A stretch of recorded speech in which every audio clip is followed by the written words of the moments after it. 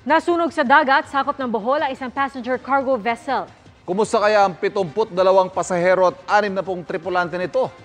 Alamin natin sa live na pagtutok ni Nico Sereno ng GMA Regional TV Balitang Bisdak.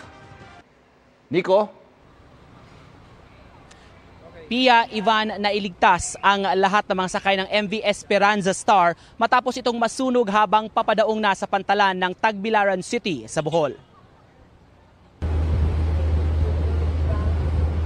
Walang patid na binugahan ng tubig ng barko ng Philippine Coast Guard ang passenger cargo vessel na MV Esperanza Star habang nasa laot sa Panglao, Bohol.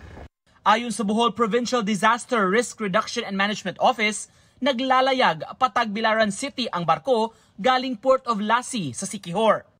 Alas 3:55 ng umaga nakatanggap ang PCG ng distress call mula sa barko dahil sa sunog sa engine room. According sa initial investigation, entrance sa engine room. Nagsugod ang kayo. Entrance sa engine room. Pero dool-dool na siya sa pantalan, sir.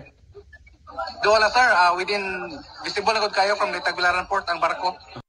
Mga mangingisdang malapit sa barko ang unang rumisponde sa mga sakay nito. Sa datos ng PDRRMO, ligtas lahat ng 72 pasahero, 60 tripulante at kapitan ng barko. Dinala sila sa Tagbilaran.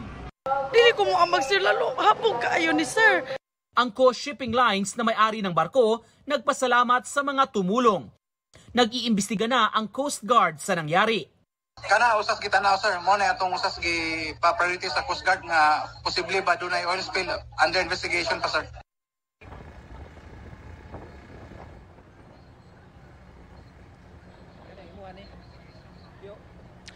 Matapos ang insidente ayon sa Coast Shipping Lines, magpapalit sila ng barko sa nasabing ruta. Samantala ngayong hapon lang ay nakarating na dito sa pantalan ng Cebu ang ilan sa mga pasahero ng nasunog na barko. Ivan?